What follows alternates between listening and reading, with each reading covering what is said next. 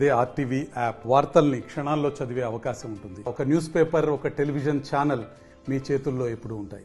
Kaleshwaram lift irrigation project పైన PC Ghosh commission సుదీర్ఘమైనటువంటి report ఇవ్వడం జరిగింది. ఆ నివేదిక మీద కేబినెట్ సైతం చర్చ జరిపింది.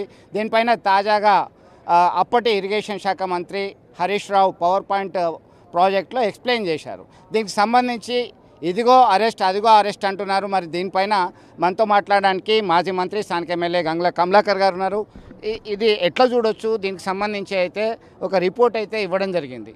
దీనిపైన కొంతమంది ముఖ్య నేతలు అరెస్ట్ కాక తప్పదు అనేటువంటి వాదన వినబడుతుంది. ఒక చర్చ జరుగుతుంది. అరెస్టే చేయాలనుకుంటే ఎస్ఎల్బీసీలో ఎక్కడైతే 8 మంది చనిపోయినరు, అందులో 6 శవాలు ఇంకా రాలేదు, దానికి బాధ్యతలుగా ఉన్న ఫస్ట్ రేవంత్ రెడ్డి గారిని ఉత్తమ్ కుమార్ రెడ్డి అరెస్ట్ చేసిన తర్వాతనే మా వైపు రావాలి. ఎందుకంటే ఇన్ని ప్రాజెక్టులలో ఒక 2 పిల్లలు కుంగిపోయింది, దాన్ని రిపేర్ చేస్తే నీళ్ళు వచ్చేటి.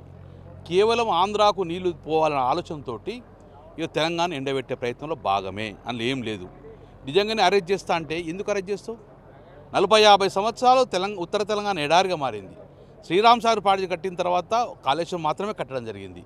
నిజంగానే నీకు శ్రీరామ్ సాగర్ ప్రాజెక్ట్ కట్టిన తర్వాత ఇన్ని నీళ్లు ఆంధ్రాకు పోతుంటే ఈ 40-50 సంవత్సరాలలో ఎందుకు ఒక ఆనకట్ట కట్టి ఆ నీళ్లు మళ్ళించలేకపోయారు ఉత్తర తెలంగాణ? ఇది ఒక కుట్రలో భాగంగానే ఇవన్నీ ప్రొపగండా. 100% ఈ కుట్ర ఇప్పుడు కాదు. తెలంగాణ రాష్ట్రం ఏర్పాటు కావద్దన్న కుట్ర నాయకులే మళ్ళీ తెలంగాణను విచ్ఛిన్నించే ప్రయత్నం చేస్తున్నారు. ఈ కుట్ర ఎక్కడ దాకపోదంటే మళ్ళీ తెలంగాణ ఆంధ్రాలో కలిపే ప్రయత్నం కుట్రలో భాగంగానే ఇదంతా తీసుకొస్తున్నారు. నిజంగానే నీకు చిత్తశుద్ధి ఉంటే గిట్ట నీళ్ళు ఆపు, ఫస్ట్ నీళ్ళు ఆపు, డైవర్ట్ చేయి. నీళ్ళు ఎందుకు కిందిపోతున్నాయి? నేను అనేది డిమాండ్ అది.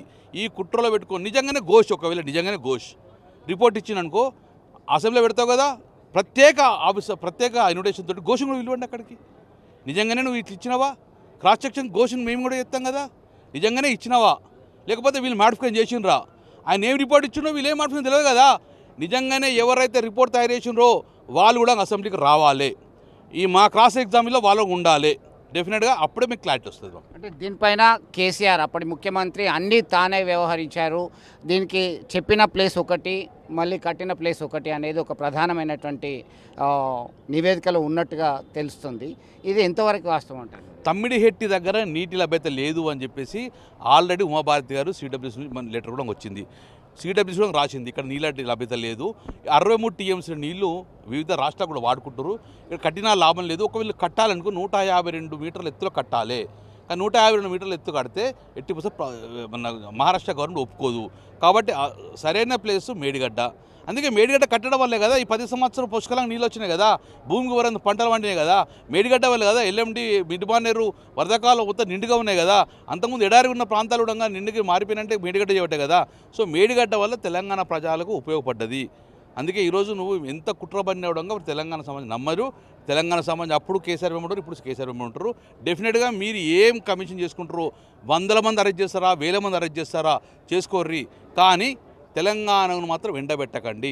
ఆంధ్రతో కుమ్మక్కై నీళ్ళని ఆంధ్రాకు పోయే ప్రయత్నం చేయకండి చెప్తున్నారు. అంటే బీసీ రిజర్వేషన్ కొరకి ఢిల్లీకి వెళ్ళారు, అక్కడ ఆందోళన 5, 6, 7 ఈ 3 రోజులు ఉంటాము, ఖచ్చితంగా సాధిస్తామని చెప్తున్నారు. మనతో కలిసి వచ్చే వాళ్ళందరూ కూడా పార్టీలకు అతీతంగా కలిసి వస్తే మంచిది అని చెప్పేసి బీసీ వెల్ఫేర్ మినిస్టర్ కూడా ఒక కామెంట్ చేయడం జరిగింది. బీసీ వెల్ఫేర్ మినిస్టర్ని ఎవరు నమ్మే పరిస్థితి కూడా లేదు. వల్ల అగో ఎలక్షన్స్ 23 నోటిఫికేషన్ 24 నోటిఫికేషన్ అని చెప్పి నా ప్రభుత్వం సపోర్ట్ ఎందుకు కూర్చుంటలేదు? మేము బీసీ రిజర్వేషన్ ఇచ్చినాకనే ఇస్తామని చెప్పి అంటున్నారు. డెఫినెట్ మేము అదే కోరుకుంటున్నాం. 42% రిజర్వేషన్ లేనిది మీరు ఎన్నికలకు పోవద్దు. పోతే డెఫినెట్గా మీరు మూల్యం చెల్లిసి వస్తుంది. నీకు తెలంగాణ ప్రజలు, తెలంగాణ సమాజాన్ని, తెలంగాణ వెనుకబడిన మోసం చేయకండి. నిజమైన ప్రక్రియ జరగాలంటే మీరు ప్రెసిడెంట్కి పంపకండి. ఈ 40% రిజర్వేషన్ తమిళనాడు ప్రభుత్వం ఎట్లా ఇచ్చిందో అట్లనే మీరు బిల్లు పెట్టండి, ఎందులో పార్లమెంట్లో బిల్లు పెట్టండి. 9th షెడ్యూల్లో చేస్తేనే దీనికి ప్రొటెక్షన్ వస్తుంది.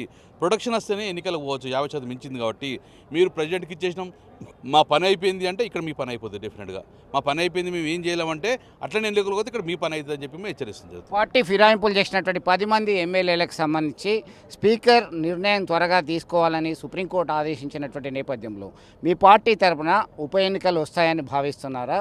వస్తే ఎట్లా ఉండబోతుంది? ప్రజాస్వామ్యాన్ని కాపాడాల్సిన బాధ్యత స్పీకర్ గారు. ఒక రాజ్యాంగబద్ధమైన పోస్టులో ఉన్నవారు స్పీకర్ గారు.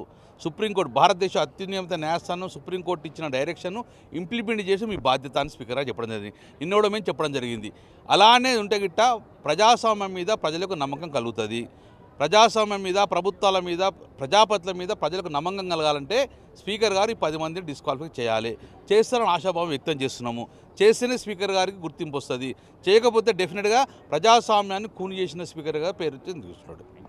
సో మొత్తం మీద పవర్ పాయింట్ ప్రజెంటేషన్ని వీక్షిస్తూనే ఖచ్చితంగా స్పీకర్ ఒక నిర్ణయాన్ని త్వరితగతిగా తీసుకోవాలి. ఇది ఒక కుట్ర జరుగుతుంది. కాళేశ్వరం ప్రాజెక్టు సంబంధించి పీసీ ఘోష్ కమిషన్కి సంబంధించింది నిజంగా వారు ఇచ్చారా లేదా, వారిని కూడా అసెంబ్లీకి పిలిస్తే మంచిది అని చెప్పి అభిప్రాయం వ్యక్తం చేస్తున్నారు. వీడియో జర్నలిస్ట్ సుమంత్తో కలిసి చంద్రశేఖర్, RTV, కరీంనగర్ నుండి. మరిన్ని వీడియోస్ కోసం ఛానల్ ని సబ్స్క్రైబ్ చేయండి. లేటెస్ట్ అప్డేట్స్ కోసం వాట్సాప్ ఛానల్ ని ఫాలో చేయండి. అండ్ లింక్ డిస్క్రిప్షన్ లో ఉంది.